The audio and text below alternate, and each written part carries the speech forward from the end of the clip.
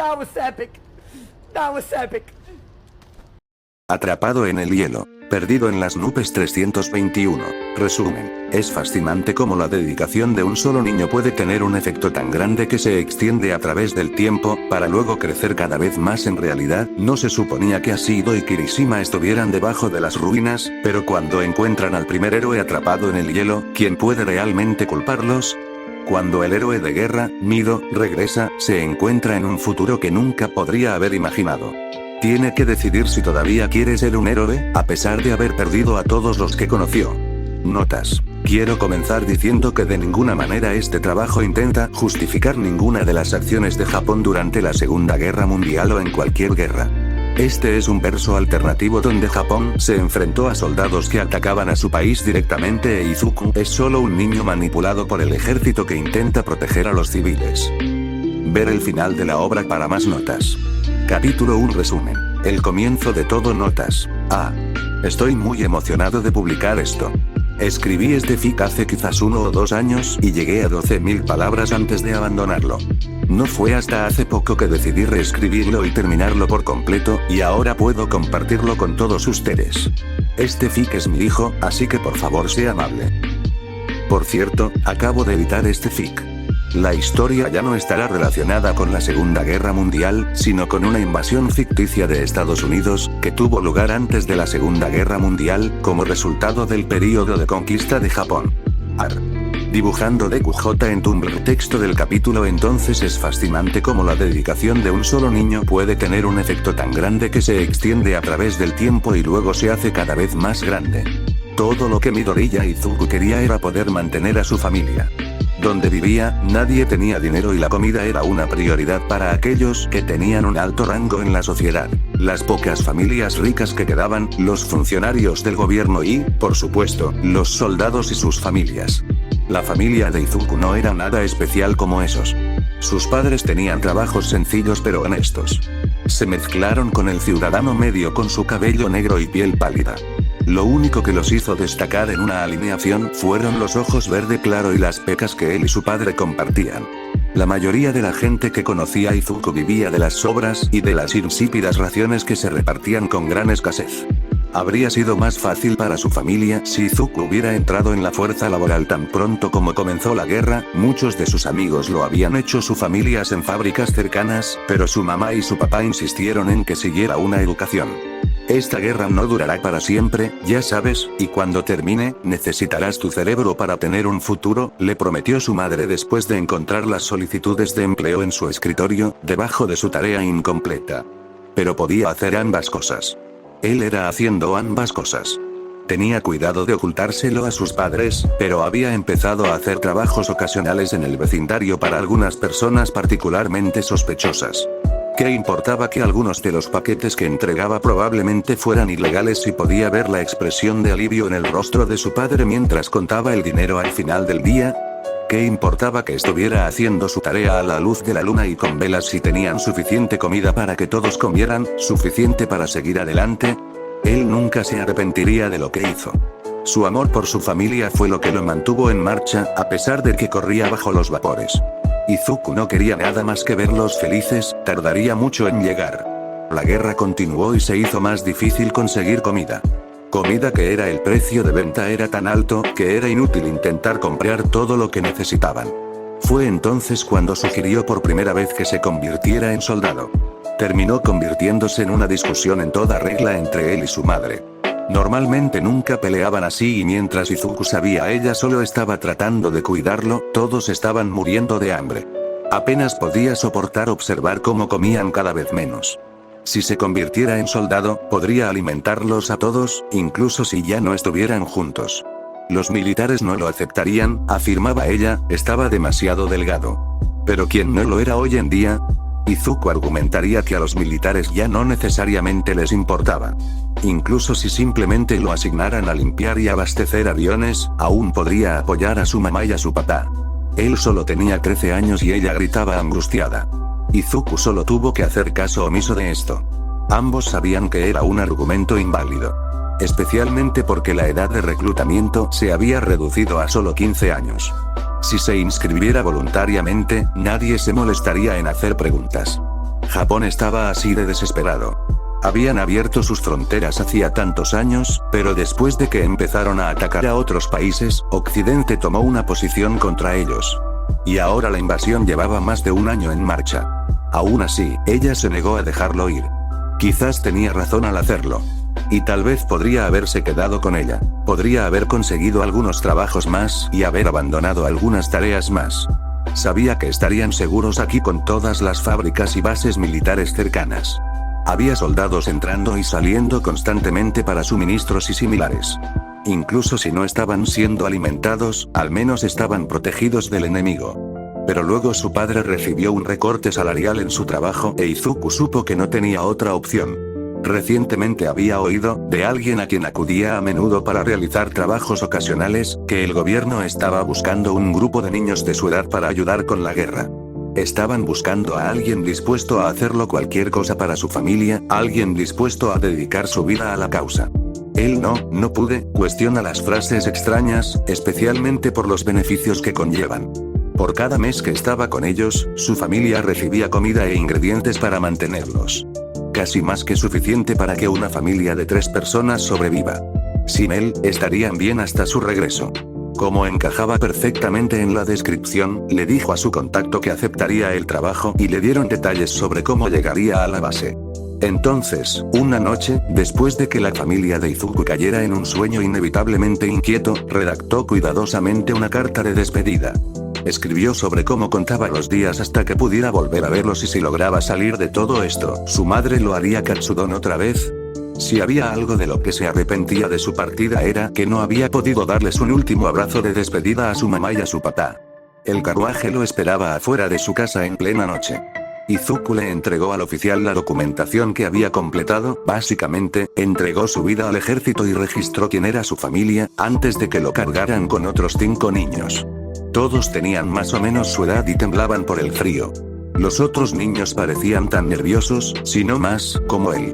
Sin embargo, se quedaron en el carruaje porque todos tenían la misma pasión por ayudar a su familia. Cuando quedó claro que a los soldados que lideraban el carro no les importaba una conversación ligera entre los niños, Izuku hizo todo lo posible para consolar a los otros niños que estaban a su lado. Se dejó tomar el control fácilmente y les dio a todos una sonrisa y una mano tranquilizadora para sostener. Piensa en tus padres y en todo lo que estás haciendo por ellos, decía, y si eso no funcionaba, divagaba sobre alguna cosa divertida que le había sucedido durante el tiempo que trabajaba en trabajos ocasionales. Descubrió que sus historias más anecdóticas ayudaban mejor a relajarse. Racionalizó que era porque se veían solos en esta situación, pero escuchar que los otros niños que los rodeaban tenían vidas tan similares a las suyas ayudó a liberar parte de esa soledad. A medida que el carro avanzaba hacia la base, se llenaba cada vez más de casi 10 niños más. Izuku había sido empujado hacia atrás y cuando llegaron a la base, la mayoría de ellos estaban dormidos. Izuku les ayudó a despertarse tranquilamente y los sacó del carruaje. Los soldados los alinearon en el orden en que salieron del carro e Izuku fue el último. El adolescente no pudo hacer nada más que mirar y esperar mientras la fila se acortaba y se acercaba a la entrada. Nadie salió, pero eso tenía sentido, ¿verdad? Probablemente iban consiguiendo uniformes y acomodándose, uno por uno. Continuó con este proceso de pensamiento hasta que llegó al frente de la fila y un médico de aspecto amable y mirada cansada lo condujo a la base. Hacía frío donde le dijeron que se acostara. Pero estaba haciendo esto por sus padres, así que escuchó sus órdenes. Observó cómo le inyectaban un suero verde brillante en el brazo y continuó pensando en cómo podría salvar a la gente cuando todo esto terminara. El suero terminó causándole uno de los peores dolores que jamás había sentido en su corta vida. Se retorció en la cama en la que estaba y mantuvo sus pensamientos en sus padres, haciendo todo lo posible para superar esto. Lo superó, el dolor se disipó y cambió. Ahora su cabello no solo estaba verde, sino que se sentía más saludable y más fuerte. Cuando descubrió que había sido el único que había salido de esto, pensó que tal vez no había valido la pena en absoluto. Ahora, ¿por qué había dejado que Ashido lo arrastrara a esto? Eijiro se lamentó para sí mismo. No se supone que debamos estar aquí abajo, silbó, inútilmente, antes de agarrar su muñeca. Habían llegado lo suficientemente lejos, tal vez ella escucharía la razón ahora. Habían estado caminando en la oscuridad por un tiempo, guiados por la escasa luz que proporcionaban las dos linternas de sus teléfonos. El brillo no ayudó tanto como pensaban, como lo demuestra lo mucho que los dos seguían tropezando en descansos aleatorios en el suelo. El pasillo en el que estaban le daba escalofríos, y él realmente no quería estar aquí. Claro, su miedo al búnker subterráneo no era exactamente varonil, pero tampoco lo era quedar atrapado y eventualmente morir en las ruinas previas a la peculiaridad donde nadie encontraría sus cuerpos. La chica rosa no se dejó influenciar en absoluto. Ella esquivó hábilmente su alcance hacia ella y iluminó su linterna directamente en la cara del adolescente con una sonrisa. Kiri, ella cantó, relájate. Si no nos hubieran permitido estar aquí abajo, la puerta no se habría abierto para nosotros. Ella exclamó. El Giro no estuvo de acuerdo en ninguna forma. Ambos habían llegado de una zona restringida. El hecho de que no estuvieran hablando de ello no significaba que no fuera así. Además, la puerta que habían encontrado se les había abierto por casualidad. A pesar de que se había mezclado completamente con la pared que lo rodeaba, el Giro había activado accidentalmente el mecanismo de apertura al deslizar un interruptor extraño. Ese punto sería válido si nos hubieran permitido acercarnos a la puerta en primer lugar, pero no fue así. El niño de cabello negro apartó las telarañas cerca de su cara. Ni siquiera hay nada aquí abajo, volvamos al grupo. Ácido simplemente resopló y se volvió hacia el área inexplorada del pasillo. ¿Pero qué pasa si nadie ha estado aquí abajo nunca? Y yo no want para volver al grupo, son un grupo de idiotas, ella prácticamente se quejó. Sin embargo, tenía razón acerca de que su grupo estaba formado por idiotas. Y comprendió el ligero enojo de Ácido hacia ellos, lo había sentido sí mismo hace apenas un rato. Pero si dejara que cada vez que se enojara lo detuviera, nunca llegaría a ninguna parte en la vida. Pero su grupo era realmente otra cosa. Él y Ácido habían sido emparejados con un grupo de chicos que eran menos sus amigos, como habían asumido los profesores, y más sus acosadores. Sin embargo, todos estaban atrapados juntos. Simplemente se había alegrado de tener la oportunidad de vincularse con Ácido. Habían estado bien en el autobús con sus profesores presentes, pero una vez que llegaron al lugar conmemorativo, comenzaron a molestarlo, más de lo habitual debido a su relativa libertad de los profesores. Incluso habían llegado al punto de lanzarle un petardo, hecho por una de sus peculiaridades. Apenas había logrado endurecer su piel a tiempo. Ácido no estaba nada contento y fue entonces cuando se separaron de los chicos. Molesta, los había arrastrado a las ruinas y se habían encontrado aquí. ¿Y qué si son idiotas? Él preguntó. No es como si fuéramos a encontrar nada aquí abajo. Aunque Ácido creía que encontrarían algo increíble aquí abajo, el Giro definitivamente tenía sus dudas. Pateó una piedra por el pasillo y resonó en el vacío. Siendo realistas, la gente probablemente había descubierto este lugar y sus secretos hace muchos, probablemente incluso unos cientos, años. Probablemente simplemente no lo habían lanzado debido a alguna desagradable verdad. A Japón le gustaba muchísimo hacerles eso. Incluso con todas las leyes de verdad de guerra que habían salido recientemente, nadie creía realmente que el gobierno las estuviera siguiendo. El gobierno se había vuelto bueno en ocultar sus errores pasados. Incluso en los libros de texto que se proporcionaban en las escuelas alrededor del siglo XX, pasaron por alto los errores de Japón y centraron la atención de todos en el joven de 16 años héroe, quien se ofreció como voluntario para su país, salvando miles de vidas con nada más que su fuerza inexplicable y un bastón. No. La invasión estadounidense había ocurrido hace siglos, pero había muchos fanáticos e incluso merchandising del primer héroe. Incluso en una época sin peculiaridades, la gente siempre luchaba contra el mal en las muchas formas que adoptaba. Miedo fue simplemente un ejemplo brillante, perfecto para desviarse de lo que el gobierno dijo o no lo hizo. Quiero que profundicen en ello. Mientras que Hiro obviamente admiraba el primer héroe de la historia, siempre había pensado que había algo extraño en la narrativa y en cómo se sentía falsa y forzada. Los diarios personales del héroe se publicaron hace mucho tiempo para que todos los ciudadanos japoneses pudieran leerlos e inspirarse. La mayoría de los niños, junto con sus fases heroicas, pasaron por una fase donde revisaban esos mismos diarios como si fueran caramelos. Todos deseaban resolver el misterio de dónde había desaparecido y desenterrar las raras historias de las personas que había salvado.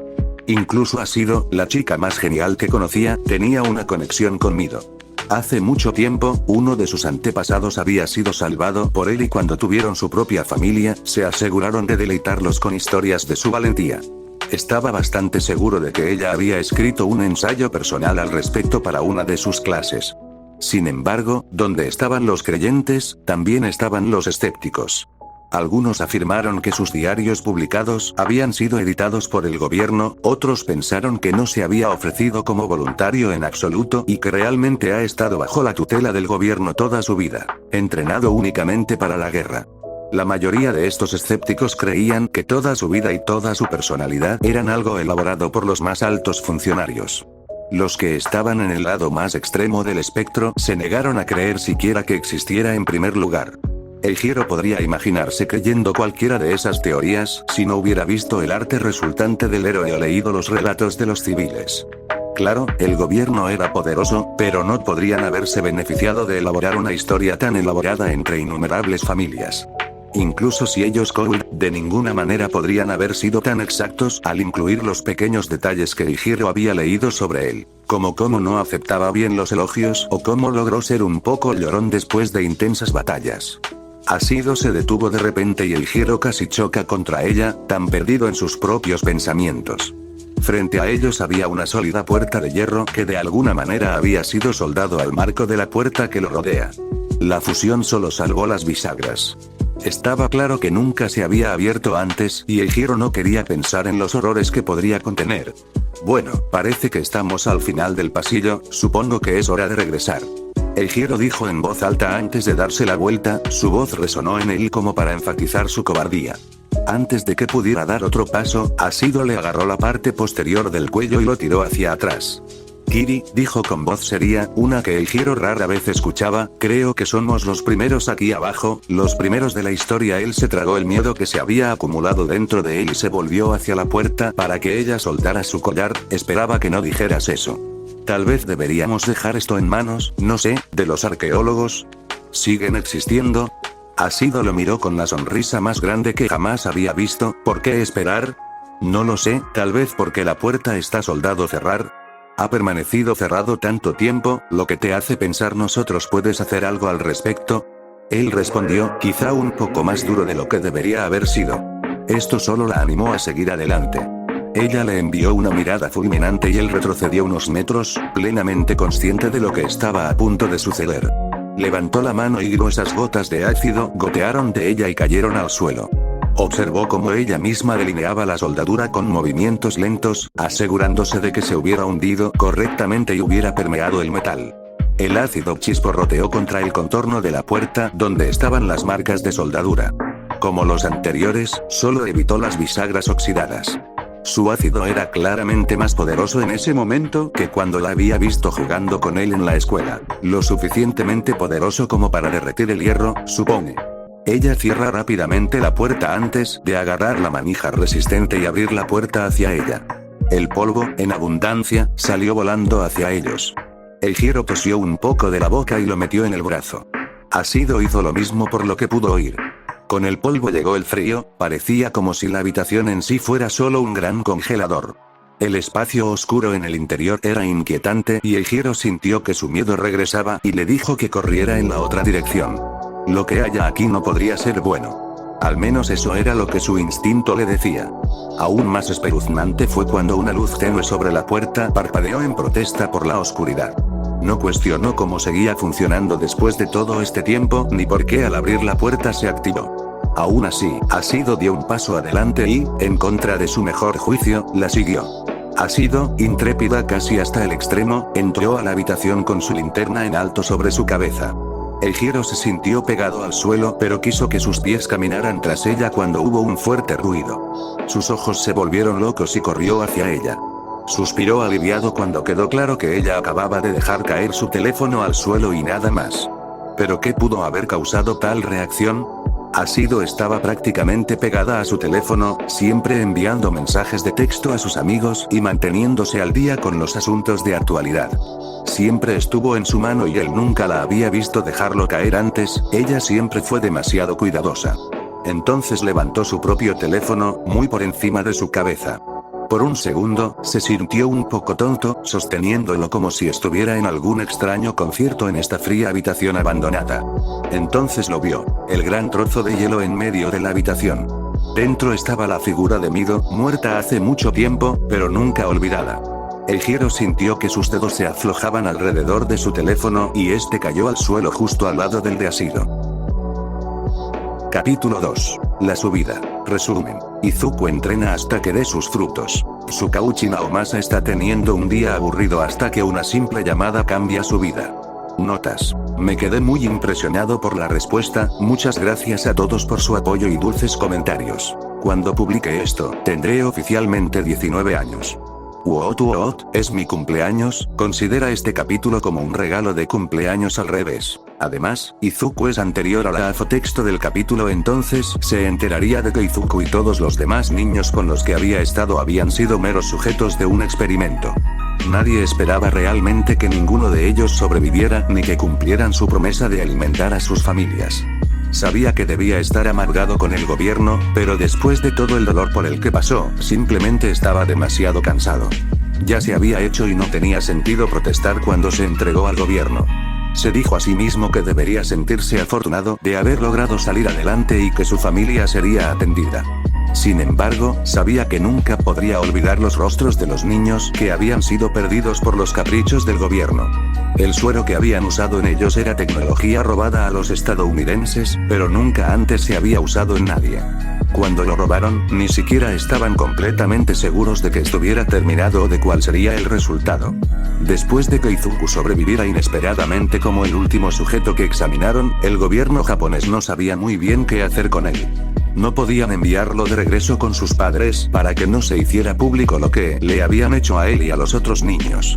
Ya le habían hecho todas las pruebas necesarias de lo que el suero le había hecho: tolerancia al dolor, capacidades regenerativas, fuerza, velocidad y reflejos. Lo empujaron al límite y no les importó si caía de agotamiento. Justo cuando pensaba que las pruebas nunca terminarían, salía de ellas con resultados inauditos. El científico se maravilló y aplaudió sus artículos y hallazgos. A Izuku le resultó más difícil celebrar algo tan antinatural. Tal como estaba ahora, se sentía menos humano que nunca antes. Podía correr más rápido que algunas de sus máquinas actuales y saltar más alto que la mayoría de sus edificios. Había ganado músculos y fuerza más allá de su apariencia de la noche a la mañana. ¿Qué fue humano sobre eso? Aburrido de leer y de quedarse en su habitación, empezó a ver entrenar a los soldados. La mayoría de ellos eran bastante amigables con él y a menudo lo trataban como a un hermano pequeño o algo así. Fue un escape bienvenido de los científicos que apenas reconocieron sus propias ideas y protestas. A pesar de cuánto tiempo había estado observando la práctica, pasó un tiempo antes de que alguien le pusiera un bastón en la mano y comenzara a enseñarle a pelear. Se adaptó a ello como un pez al agua, su cuerpo era fácilmente capaz de imitar los movimientos que le enseñaban. Practicar los pasos y las torsiones fue casi relajante para él. Alejó sus pensamientos del mundo exterior donde todos sufrían y de su propia ligera depresión, y los centró en algo más constructivo. Muy pronto, recibió consejos de toda una letanía de soldados que tenían algo que enseñarle. Algunos de los soldados de los que aprendió estaban atrapados en la base como él, otros simplemente pasaban por allí antes de seguir adelante una vez más. Era casi como tener amigos. Izuku prácticamente dominaba el cuerpo a cuerpo, aprendió muchos temas diferentes de quienes le metían libros en las manos, e incluso aprendió a manejar y disparar correctamente un arma de un soldado particularmente excéntrico. Después de 3 meses de no hacer nada más que entrenar su cuerpo y su mente e intercambiar ideas con los soldados, Izuku se vio arrojado al mundo una vez más. Hubo un ataque. No estaba en la base en sí, sino en un pueblo cercano. Nadie le contó explícitamente a Izuku sobre el ataque, pero escuchó cosas como bombardeos incendiarios y otro ataque justo al este de aquí, y nuestras tropas no serán lo suficientemente rápidas antes de que Izuku saliera por la puerta, cruzara la valla y corriera hacia el resplandor rojo y el aire ahumado. Apenas tuvo tiempo de pensar en cómo sus superiores no le permitieron salir de la base o en los problemas que seguramente vendrían. Lo único que sabía era que él era el único que podía hacer algo. Si simplemente se quedara sentado esperando que esas personas murieran, estaría desperdiciando la fuerza que le habían dado. Si antes se arrepentía de haberlo asumido, ahora lo aceptó plenamente porque pudo ayudar a las personas necesitadas. Renunciaría a su humanidad en un instante si eso significara que puede salvar a otros. No hubo tiempo para pensar en las consecuencias. Tenía que concentrarse en llegar al lugar correcto y hacer lo mejor que podía. Su cuerpo se movió solo y encontró los restos con bastante facilidad. Fue horrible. Una bomba sobrevoló sin esfuerzo un pueblo entero. Izuku no pudo ver ni un solo edificio rescatable. Una vez que llegó, primero se concentró en sacar a la gente de los incendios y salvar a tantos como pudiera. Sacó los escombros del camino para despejar caminos hacia un lugar seguro y transportó a aquellos que no podían moverse por sí solos. Mientras llevaba a cabo los movimientos, casi parecía que el trabajo nunca terminaría. Por cada persona que salvó, se encontró con 5 cadáveres a los que no había sido lo suficientemente rápido para llegar. Cuando otros llegaron de la fortaleza, él había retirado o dirigido a unas 300 personas a las afueras del pueblo y estaba observando cómo el fuego se apagaba lentamente. Sintió dolor por la gente a la que no había llegado y por las vidas que la gente tendría que abandonar en el pueblo. Atrás quedaron sus hogares y todo lo que alguna vez habían conocido. Después de hablar con uno de los líderes de la aldea, se enteró de que la aldea solo tenía alrededor de 900 residentes antes de incendiarse. La gente lo llenó de lágrimas en los ojos y no pudo evitar devolverle el sentimiento. Intentó responder a sus preguntas a pesar de las lágrimas que goteaban por su rostro. Algunos querían saber si había salvado a uno de sus amigos, otros se preguntaban quién era. Algunas personas se acercaron a él solo para agradecerle por estar allí. Finalmente la multitud se calmó y él se sentó solo en el suelo sucio. El peso sobre su pecho se sentía más pesado que nunca mientras observaba cómo se quemaban los restos del pueblo. Mirando las llamas, apenas se dio cuenta cuando Ishiwari Itsuo se sentó a su lado. Ishiwari había logrado importantes avances en el extranjero y era muy respetado entre los oficiales militares de todo el mundo. El hombre alto era conocido por su capacidad para mantener la compostura en todo momento y su rapidez de pensamiento. También fue uno de los comandantes de Izuku. Izuku había entrenado con él una vez y sabía de primera mano lo fuerte que era, no solo físicamente sino estratégicamente. Sabía cómo contrarrestar las fortalezas de un oponente con movimientos inteligentes y jugadas confusas. Incluso con ambos sentados, el comandante se alzaba fácilmente sobre Izuku. Cuando el adolescente miró a su lado vio el rostro habitualmente neutral del hombre. Cómo pudo mantener tanta calma incluso ante algo tan horrible era algo que Izuku nunca entendería. No estaba seguro de si lo elogiarían o regañarían por lo que había hecho, pero de cualquier manera, no había forma de escapar de ello. Midoriya, comenzó, y los ojos de Izuku se abrieron en aprensión por lo que diría, hiciste un buen trabajo aquí. Ante esas palabras, de alguien a quien admiraba tanto, Izuku sintió que sus lágrimas comenzaban a regresar, pero se secó los ojos y tensó el pecho antes de que pudieran progresar. Los dos guardaron silencio durante unos segundos. Izuku estaba demasiado conmocionado para decir algo en respuesta e Ishiwari parecía estar pensando en sus próximas palabras. ¿Quieres hacer más de esto?, preguntó con voz algo forzada. Izuku inclinó más la cabeza para poder mirar a su comandante a los ojos. ¿De verdad quieres decir? Pero Izuku rápidamente cortó esa línea de pensamiento, Ishiwari nunca dijo cosas que no quisiera decir. Respirando profundamente y sosteniendo sus manos temblorosas a su lado, Izuku solo tuvo una respuesta. Sí, realmente la tengo. Los labios de Ishiwari se levantaron en los bordes, muy levemente, en una rara muestra de emoción. Creo que podemos resolverlo. Después de esa conversación, Ishiwari condujo a Izuku y a unas 300 personas de regreso a la base. Obviamente tendrían que contribuir a las tareas de la estación, y algunos de ellos serían enviados a otra base no lejos de esta, pero Izuku sintió que su corazón se calentaba al saber que no estaban completamente sin hogar, como les sucedió a tantos que sobrevivieron a los bombardeos. Esa noche, Izuku lloró en la oscuridad de su habitación. Pero después de ese acontecimiento, continuó su entrenamiento, más decidido que nunca a ayudar a la gente. Un día, después de que Ishiwari determinó que había entrenado lo suficiente, apareció un traje en su cama. Era del mismo color verde que la mayoría de los uniformes de los soldados, pero era en forma de mono, casi como el que usaban algunos pilotos, y tenía numerosos bolsillos. Se incluyeron gafas y mascarilla, pero eran un poco diferentes a lo que había visto antes. La mascarilla era casi futurista en cierto sentido. Era de metal con pequeños agujeros. Una nota adjunta afirmaba que era una máscara de gas / humo creada solo para él para que pudiera protegerse sin importar en qué situación se encontrara. Después de conseguir el atuendo, siempre estaba fuera de la base, corriendo, comiendo y luego corriendo un poco más, para cuidar a cualquiera que necesitara su ayuda. Pronto, eso se convirtió en que terminara en otras bases y mantuviera el mismo patrón. A veces, no se quedaba en absoluto en una base, sino que acampaba afuera de un asentamiento con una tienda de campaña improvisada con lona y su saco de dormir. No pudo ver a sus padres, a pesar de su nueva libertad, las órdenes de Ishiwari, pero pudo ayudar tanta gente. Todo ello mientras le aseguraban que su familia estaba siendo atendida. Izuku pudo hablar con gente nueva y comer con ellos. Había pasado tanto tiempo desde que habló con alguien que no fuera militar. Aprendía cosas nuevas todos los días de todas las personas que conocía. Todos fueron muy amables y tolerantes con él. Atrás quedó su aburrida vida de trabajo escolar y trabajos esporádicos, ahora se sentía como un héroe, igual que los que leyó en los cómics. Vio mucho horror, pero descubrió que las ventajas del trabajo a menudo superaban a las desventajas. No estaba autorizado a viajar al extranjero, pero estaba más que feliz de quedarse en Japón y ayudar a la gente a sobrevivir en lugar de atacar a la ofensiva. Esta era su vida, pero aún así deseaba poder compartirla con su familia. Ahora el día de Tsukauchi Naomasa había sido aburrido en el mejor de los casos y alucinante en el peor.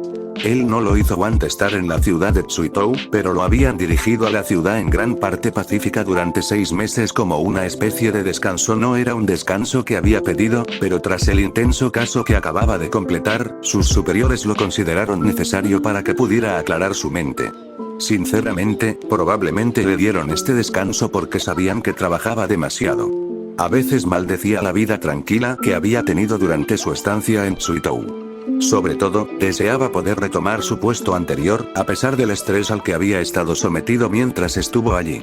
Al menos no estaría tan aburrido. Su día se vio interrumpido cuando Anda Yuki corrió a su oficina.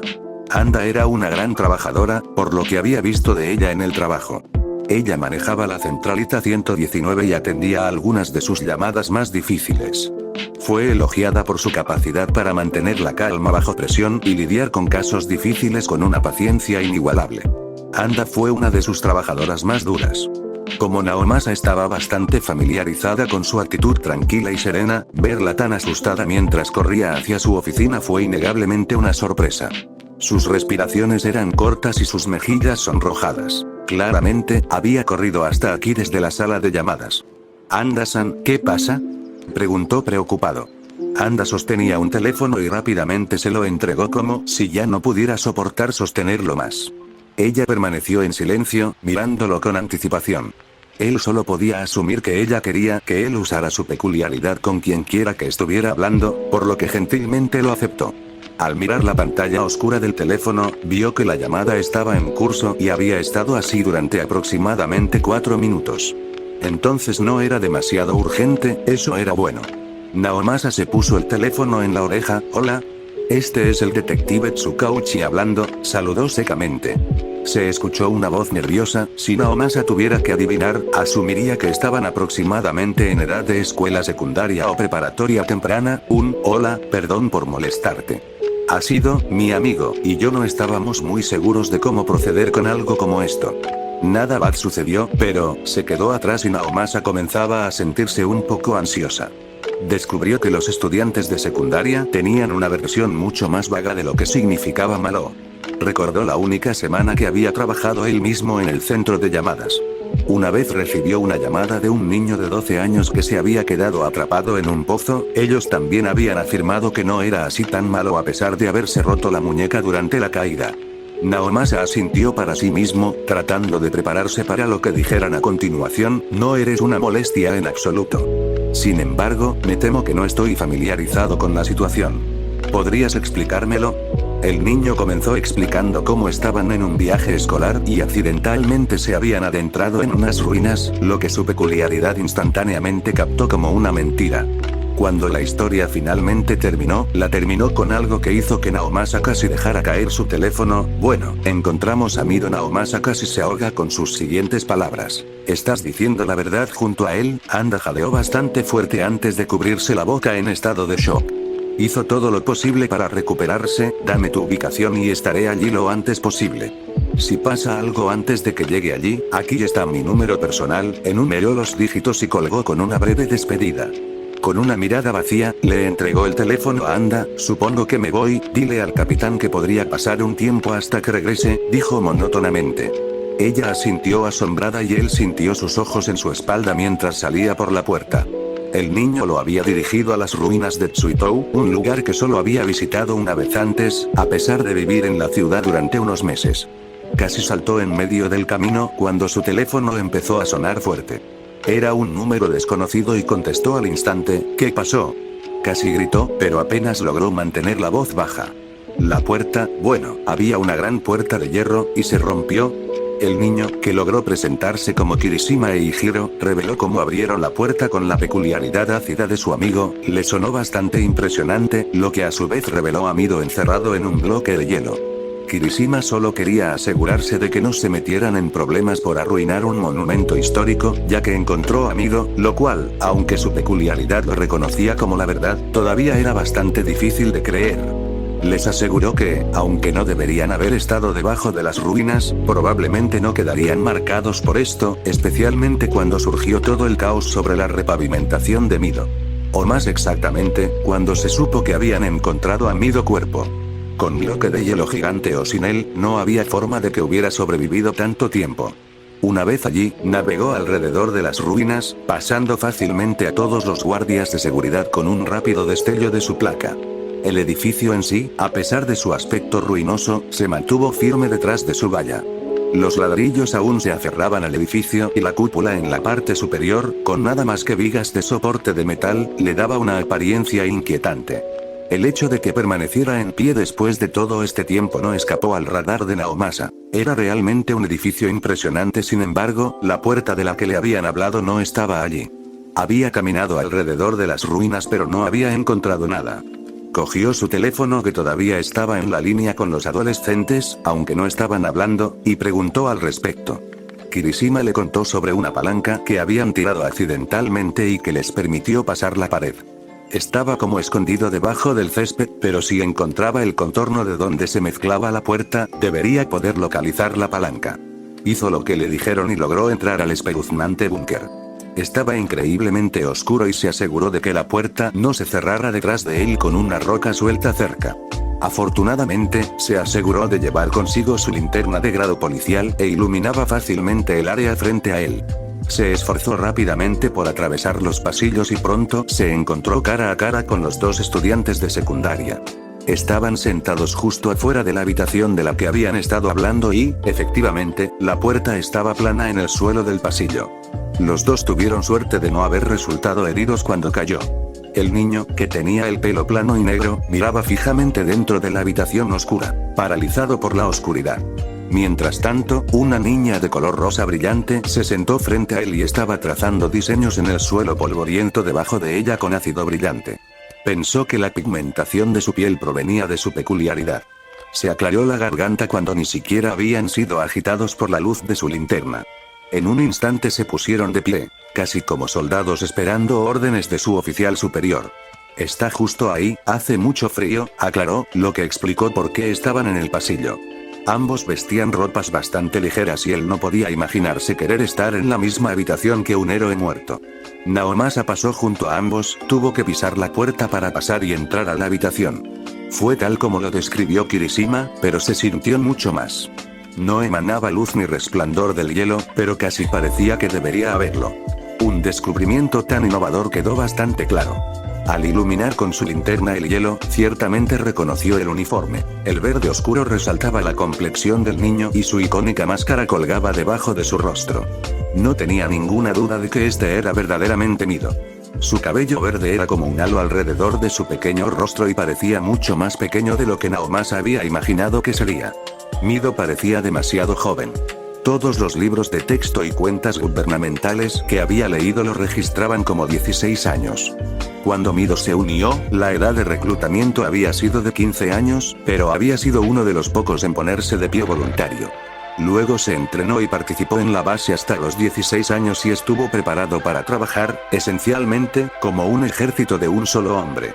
Al mirar al niño en el hielo, supo que nada de esto podía ser cierto. Incluso con su uniforme bien planchado y dándole un aire maduro a su alrededor, Naomasa lo sabía mejor. Su rostro era joven y aún conservaba algo de la inocencia que el detective estaba seguro de que debería haber perdido en la guerra. El horror de lo que estaba viendo se apoderó de él y salió tambaleándose hacia atrás de la habitación. Él era solo un niño. Al mirar a los dos estudiantes de secundaria detrás de él, sus pensamientos se consolidaron aún más. Mido debe haber estado su edad. Se quedó sin palabras. Por supuesto, hubo mucha controversia sobre cómo se comportó Japón antes, durante y después de la invasión, pero reclutar a alguien tan joven, no se le ocurrió ni una sola buena excusa. Las atrocidades cometidas por Japón contra otros, aunque ya hace cientos de años, han quedado profundamente registradas y su importancia ha quedado clara para todos en Japón. Marcó el final sensato de la conquista y expansión innecesarias de Japón. Ni siquiera la esperanza de que simplemente la idea de Mido siempre que esté justificado quitarle a un niño la oportunidad de ser un niño. ¿Es posible que todavía esté vivo? La niña preguntó, con los puños agarrados a su falda. Naomasa prácticamente podía sentir la ansiedad que irradiaba de ella, pero no podía encontrar una buena respuesta que darle.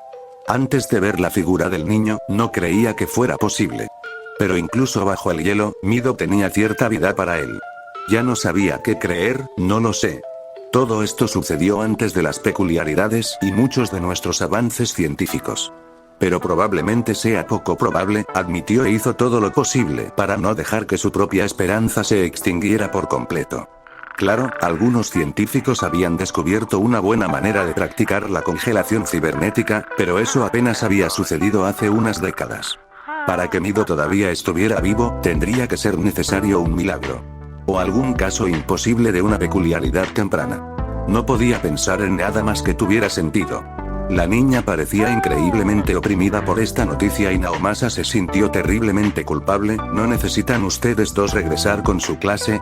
Puedo traer a las personas adecuadas aquí a Mido, pero es probable que tu clase te extrañe. Los dos se miraron con una mirada decidida en sus ojos, y el rosa asintió antes de hablar, con el debido respeto. Señor, creo que preferiríamos quedarnos aquí. A nuestro grupo definitivamente no le importará que no estemos con ellos. A largo plazo, esto probablemente sea más importante que una excursión escolar. Naomasa dejó escapar un largo suspiro. Pensó que dirían eso. Tenía algunas llamadas telefónicas que hacer. Capítulo 3. Ay de mí notas. Tuve un cumpleaños muy divertido, gracias por el apoyo. Espero que todos disfruten este capítulo. Texto del capítulo. Entonces Izuku se había acostumbrado a viajar. Le encantaba lo que hacía, incluso con todas las desventajas. Había sido más un soldado independiente del ejército que un soldado real y había pasado casi un año desde que vio a sus padres. Apenas podía recordar el sonido de sus voces. Los amigos que hizo nunca parecieron durar, no tenía ninguna fuente de refugio confiable y, a pesar de la mayoría de los japoneses que estaban dispuestos a apoyarlo, ciertamente tenía una buena cantidad de enemigos que evitar. La lucha era algo que residía en medio de sus pros y sus contras. Realmente no le gustaba lastimar a la gente, pero eso le permitió salvar innumerables vidas. Y aquellos a quienes lastimó tendían a merecerlo.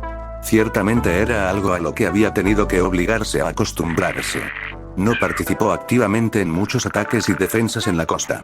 Mientras que los soldados de infantería trabajaban más para derribar a las tropas invasoras, Izuku tendía a centrarse en zonas de desastre de donde era necesario rescatar a los ciudadanos. Sin embargo, incluso allí normalmente había soldados enemigos dispuestos a herir a los civiles. Izuku no entendía realmente de qué se trataba la guerra. Se difundió suficiente propaganda como para que supiera que debía ser importante, pero la razón se le escapó. Él nunca había querido involucrarse en la guerra, pero no había habido otra opción para él. En realidad no. Solo deseaba que los combates se mantuvieran entre soldados en lugar de extenderse a la población en general. Sin embargo, tenía la idea de que ni siquiera los soldados japoneses eran impecables. Tendían a guardar silencio a su alrededor, pero él todavía había oído hablar de algunas de las cosas crueles que habían hecho y eso le hacía querer parar. Izuku tiene a un niño cargado sobre su hombro derecho y se dirige a las afueras del área cuando una pelea le llamó la atención. Había una mujer en el suelo. Claramente, ella estaba en medio de la fuga. Junto a ella, esparcidas en el suelo, estaban sus numerosas bolsas de equipaje. Algunas de ellas se habían abierto durante su lucha. Por encima de ella había un soldado de aspecto particularmente mezquino con una sonrisa cruel en su rostro. Él la miró con una expresión desagradable en sus ojos.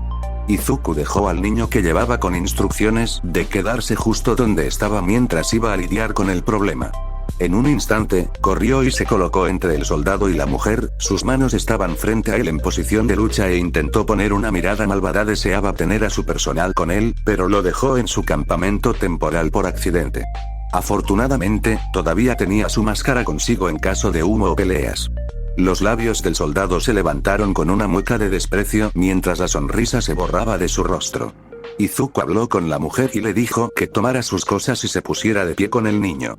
Él escuchó mientras ella recogía frenéticamente sus cosas y empujaba al soldado hacia atrás sutilmente para despejar el área. Izuku no sabía mucho inglés porque no lo habían enseñado en su plan de estudios, pero definitivamente había aprendido algunas malas palabras mientras luchaba contra los soldados estadounidenses. Este soltó una letanía de maldiciones antes de levantar las manos por turno. Era como si estuviera pidiendo la derrota. Izuku simplemente estaba contento de no haber ido a buscar su arma.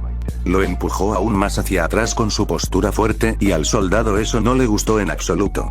Izuku observó cómo ejercía más presión sobre su pie trasero y se preparaba para golpearlo. En un movimiento rápido, pasó su pierna por debajo de la del soldado y el gran hombre cayó rápidamente. Ishiwari no le había dado ningún consuelo, pero Izuku había aprendido mucho sobre cómo usar su peso y detectar puntos débiles. Por muy fuertes que fueran muchos de estos soldados, no habían sido entrenados tan extensamente como Izuku en la lucha. La mayoría de las veces, caían lo suficientemente rápido con un ataque bien ubicado y un movimiento cuidadoso. Izuku estaba orgulloso de que con solo 14 años fuera hábil para derrotar al enemigo. Entonces el soldado agarró su arma, todavía acostado boca arriba. Izuku, tan rápido como pudo, le quitó el arma de las manos y la partió por la mitad fácilmente. La mirada arrogante del soldado fue reemplazada por miedo e Izuku arrojó el arma rota detrás de él. Una parte de él deseaba que los soldados hablaran japonés para poder advertirles adecuadamente, pero en lugar de eso tuvo que conformarse con atar las manos del soldado a la espalda con la fuerte cuerda que Izuku siempre llevaba en uno de sus bolsillos. Con eso, se acercó al lugar donde estaban la mujer y el niño. Recogió al niño, esta vez sosteniéndolo cerca de su pecho, y agarró dos de las bolsas de la mujer en una mano para que pudiera correr con ellas más rápido. Pasaron un buen rato y salieron del campo de combate. Su único obstáculo fue cuando se encontraron cara a cara con otro soldado. Lo eliminaron fácilmente con una patada en el estómago. Una vez que salieron, Izuku sabía que tendría que volver a buscar a más personas, pero también tenía que asegurarse de que el niño y la mujer estuvieran en un lugar seguro. Había un grupo de japoneses que se dirigían, con suerte, a algún lugar donde estarían protegidos. Izuku y sus tagalogs los alcanzaron rápidamente y los colocó a los dos con el grupo. Estaba a punto de regresar a la refriega cuando dos brazos delgados lo rodearon. Lo reconoció tardíamente como un abrazo. ¿Cuánto tiempo había pasado desde que había tenido uno de estos? Era la mujer. Ella era más alta que él y claramente mayor, pero en ese momento parecía muy vulnerable. Él le dio una palmadita en la espalda después de que ella lo dejó ir y gentilmente aceptó su agradecimiento. Aprendió hace mucho tiempo que la gente no aceptaría fácilmente la modestia, incluso si él era simplemente haciendo lo correcto. Se despidió de ellos y regresó a la ciudad. Sería una noche larga para él. Cuando terminó, su mono estaba sucio y olía horrible. Afortunadamente, nadie había encontrado su tienda improvisada y todas sus cosas estaban a salvo. Después de ver el ataque tan cerca de donde había estado acampando, decidió que probablemente sería mejor buscar más personas para ayudar en otro lugar. Tal vez incluso se dirigiría a la ciudad que había oído mencionar por el grupo de refugiados. Si pudiera encontrar un edificio militar, seguramente le dejarían quedarse con ellos y le darían comida. Ha pasado un tiempo desde que durmió en cualquier lugar que tuviera paredes reales. Metió todo su equipo en la gran mochila que tenía y se dirigió a la ciudad. Hacía frío esta noche, pero había desafiado todo tipo de clima en el pasado, así que eso no lo desconcertó. Al final consiguió la ciudad. Había mucha gente, pero logró obtener ayuda de algunos lugareños, que le indicaron un campamento cercano. El campamento en sí estaba en un edificio de apartamentos, evidentemente tomado a toda prisa. Lo dejaron entrar a primera vista y le dieron una habitación con ducha.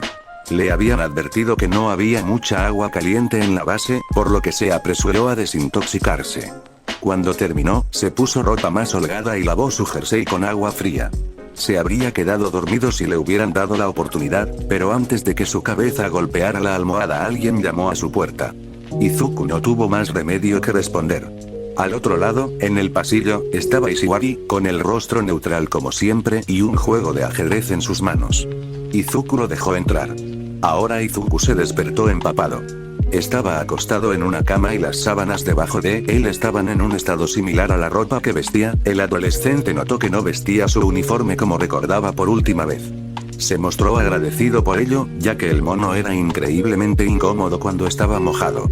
Simplemente se alegraba de no estar en una habitación fría, aunque el calor que soplaba sobre él sin parar era un poco desagradable.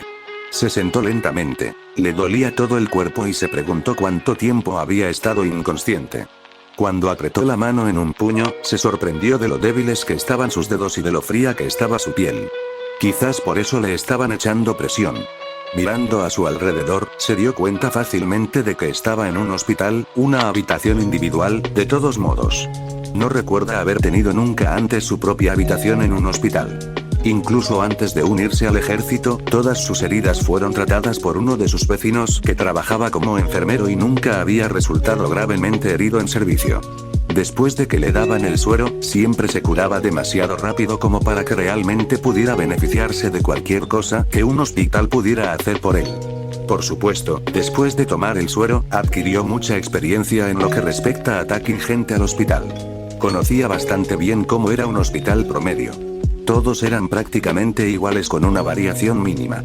Pero tenía que decir que de todos los hospitales en los que había estado, y había muchos, este era probablemente el más limpio que jamás había visto. Debe ser algún establecimiento privado para que las paredes sean tan blancas. Incluso la tela debajo de él parecía cara. Sin querer nada más que levantarse de la cama, giró las piernas hacia un lado y dejó que su peso siguiera sus pies hasta el suelo. Esto terminó siendo un fracaso. Todo su cuerpo se desplomó bajo la presión y acabó tendido en el suelo. Usé la cama para volver a subir, esta vez estaba más preparado para la posibilidad de caerse. Cuando levantó la vista, vio que una mujer había venido a ver cómo estaba. Quería asumir que ella era una profesional médica, pero no vestía los vestidos blancos que él estaba tan acostumbrado a ver. En lugar de eso, se puso una combinación de camisa y pantalón de color verde brillante y de aspecto un poco extraño.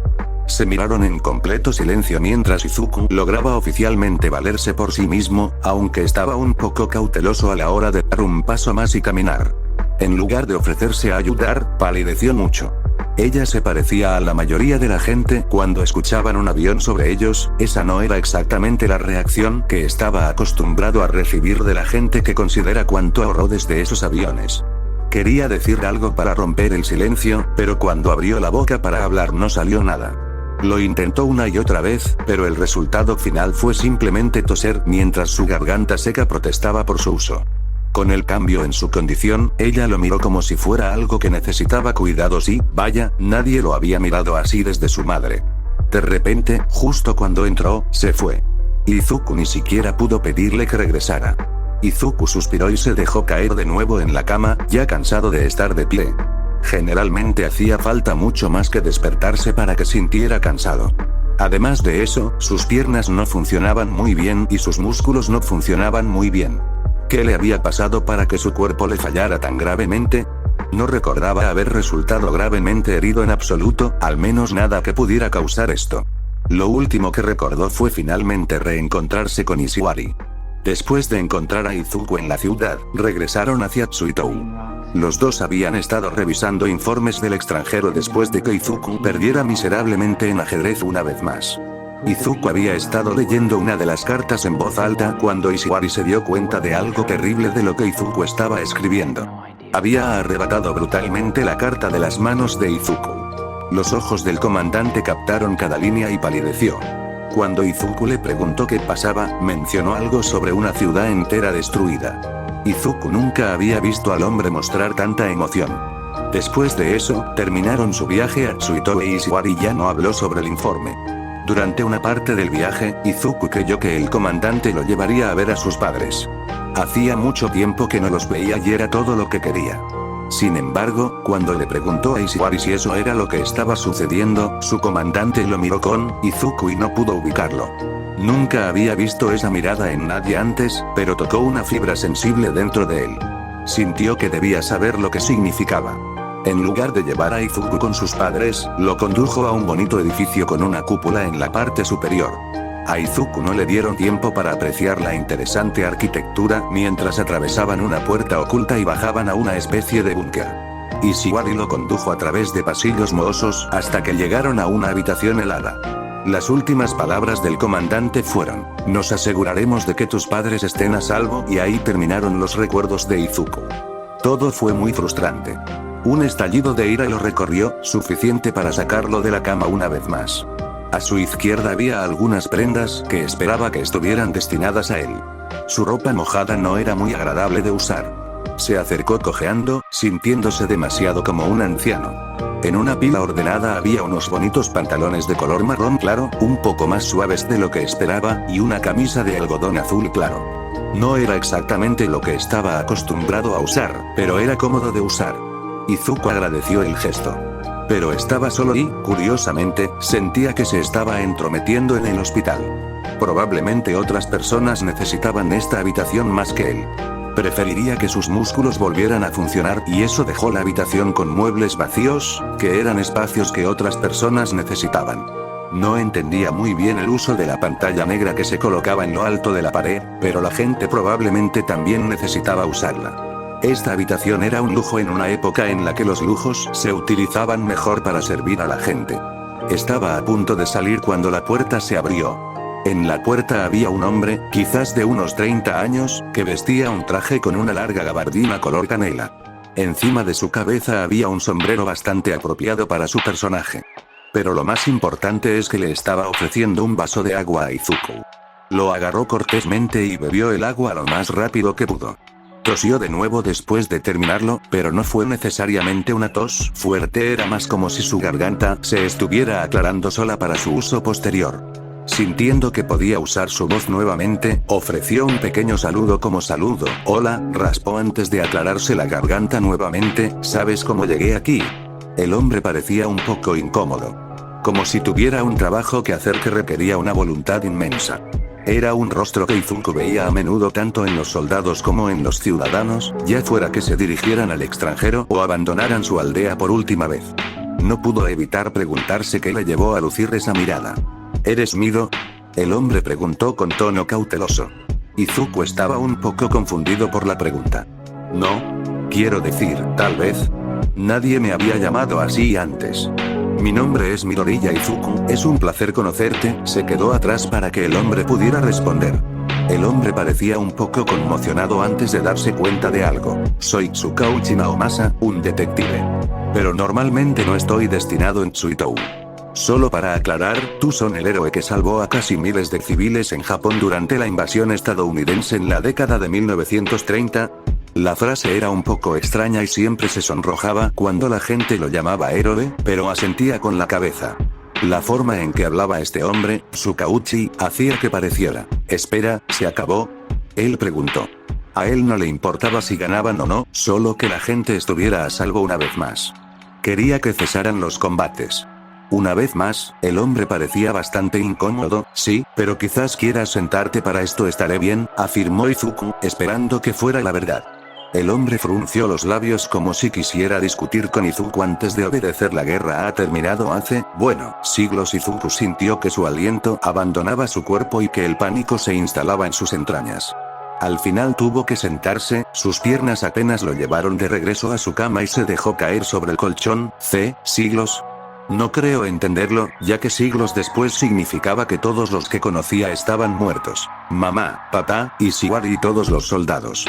Su mano juntaba las sábanas y nunca más podría volver a ver ninguna de ellas.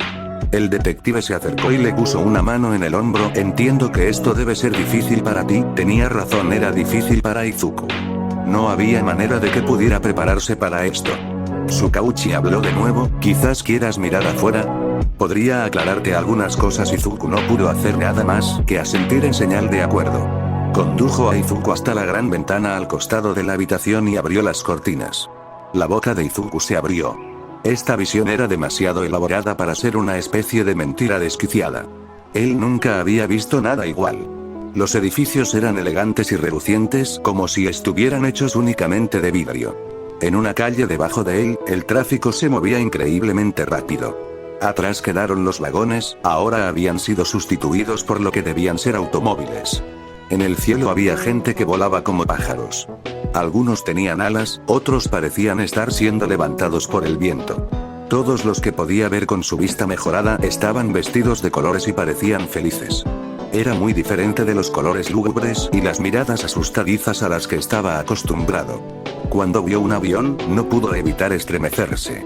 A nadie más pareció importarle en absoluto. La guerra realmente había terminado. Y ahora, él estaba dentro del futuro. Sin el firme agarre de Tsukauchi en su espalda, Izuku probablemente habría caído hacia atrás. Esto nunca había sido algo en lo que hubiera pensado. Siempre estuvo tan concentrado en el ahora que no había forma de que pudiera haber soñado con volar personas y edificios de cristal. Era más salvaje de lo que imaginaba. ¿Cómo es que sigo vivo? El hombre respondió después de una ligera pausa. Eso es lo que esperábamos preguntarle. Mira, nadie sabe mucho sobre ti aparte de una colección de historias escritas por las personas que salvaste y algunos de tus diarios. Izuku se sonrojó como un loco. ¿Mis diarios? Él prácticamente chilló. Tenían todo tipo de secretos gubernamentales sobre el suero que había tomado e importantes planes militares. Aunque supone que ya no eran muy importantes. Posiblemente exista la posibilidad de que en realidad no lo fueran tuyo y en cambio fueron fabricados por el gobierno. Izuku asiente, eso parece algo que harían. Probablemente debería leerlos para asegurarse.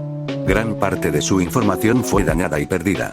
Cuando la gente preguntó qué te pasó después de la guerra, el gobierno afirmó que no lo sabían y solo renunció al nombre de Mido. Incluso ahora, la gente te admira como el primer héroe de la historia, dijo Tsukauchi. Oh, era todo lo que podía lograr.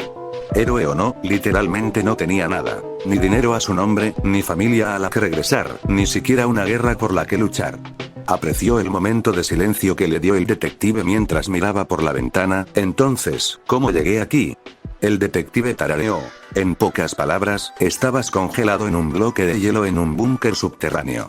Un par de estudiantes de secundaria te encontraron, así que eso es porque la ropa de Izuku había sido empapada. ¿Te importaría contarme un poco sobre ti para algunos documentos gubernamentales? Bueno, nací el 15 de julio de 1919. Supongo que hace poco cumplí 14 años, pero ahora... Bueno, realmente no creo que todo ese tiempo perdido cuente, así que todavía tengo 14 años.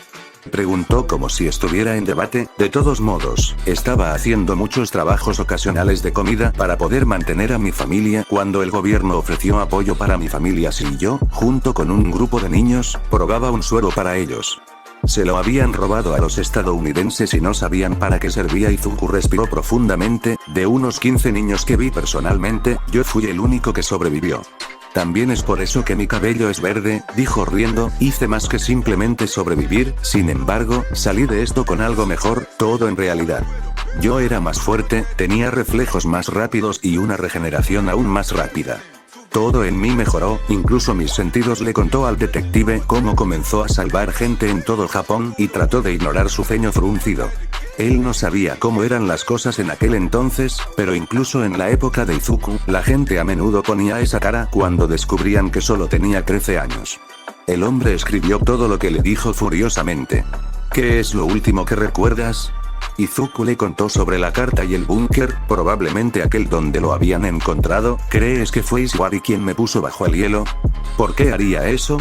Los labios de Tsukauchi se tensaron como si hubiera mordido algo amargo. Después de encontrarte, trajimos a algunas personas para excavar el búnker y buscar pistas.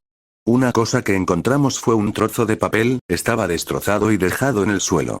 Probablemente, la carta que usted e Ishwari habían estado revisando se trataba de la bomba que se dirigía hacia Tsuitoru. Entonces la ciudad estaba... Izuku pudo terminar su pregunta pero el detective pareció entender y asintió. Mis padres, gimió, pensando en cómo habían muerto sin saber realmente qué le había pasado a su hijo. ¿Qué hago ahora?